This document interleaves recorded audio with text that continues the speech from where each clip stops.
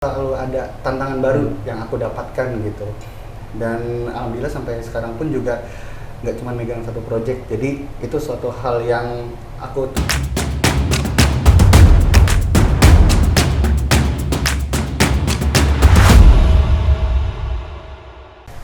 Oke, halo Mas Kavi.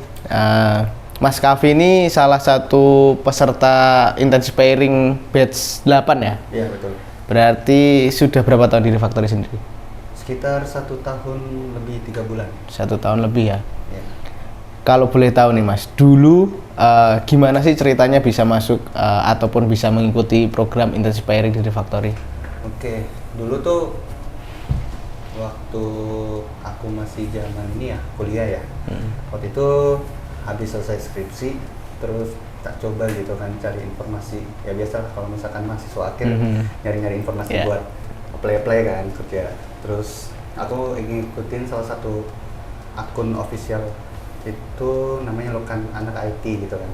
Terus tak lihat ada poster Refactory ngebuka intensive pairing gitu di batch 8. Waktu itu langsung tak apply, kirimin CV, terus juga prosesnya sebenarnya itu cukup mudah sih, dan informasinya juga cukup terbuka gitu menurut aku.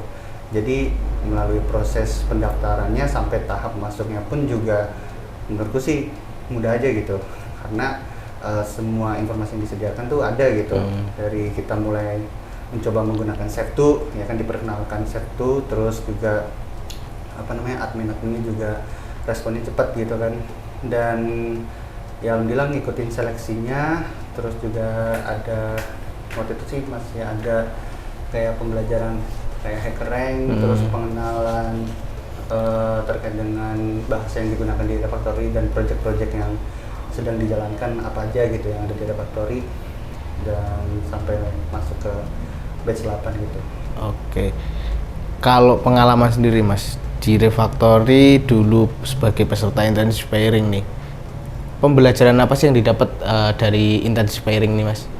Dulu jujur sih banyak banget yang aku dapat ya. Mulai yang pastinya sih hard skill terkait dengan coding gitu. Aku diperkenalkan bahasa pertama aku di Refactory itu bisa dibilang .NET atau C# gitu, menggunakan C#, dan emang waktu itu aku belum tahu itu C# tuh seperti apa gitu, karena basicku sebenarnya Java. Dan stackku juga front end. Tapi di sini aku dapat belajar gitu terkait dengan back end, dan ya alhamdulillah bisa mengikuti. Terus juga waktu itu kayak ada daily task ya, sebagai seorang intensive pairing, dan daily tasknya juga beragam sih. Ada yang pengolahan logik, misalkan kita mengerjakan HackerRank, terus juga pengolahan bahasa, kita ngerjain Duolingo, terus juga kemampuan buat problem solving, kita kayak mencoba untuk bertanya maupun menjawab yang ada di Stack Overflow kayak gitu. Jadi banyak banget source buat kita mengasah skill kita sih di sini tuh, dan terutama juga skill komunikasi kita. Kalau misalkan waktu itu kan intensive pairing, aku sendiri cenderung ngerjain project yang ada di internal gitu, di internal. Mungkin ada nggak sih pengalaman yang menarik dari Mas Kavi sendiri yang mungkin terkesan dan nggak bisa dilupain gitu? Sebenarnya setiap prosesnya itu adalah sebuah kesan yang menarik sih buat aku sih, karena setiap harinya tuh selalu ada aja gitu tantangan baru di Refactory, itu selalu ada gitu. Jadi aku merasa aku terus berprogres nih setiap harinya, dan setiap sesuatu hal itu sudah terbiasa di aku, maka selalu ada tantangan baru yang aku dapatkan gitu. Dan alhamdulillah sampai sekarang pun juga nggak cuma megang satu project, jadi itu suatu hal yang aku tuh baru dapatkan di sini gitu. Dan itu emang menarik sih buat aku sih. Oke Mas, mungkin terakhir nih Mas, untuk teman-teman di luar sana nih yang yang pengen mengikuti program Refactory intensive pairing ini, mungkin dari Mas Kavi ada motivasi ataupun masukan-masukan buat mereka yang belum yakin nih terhadap program di Refactory.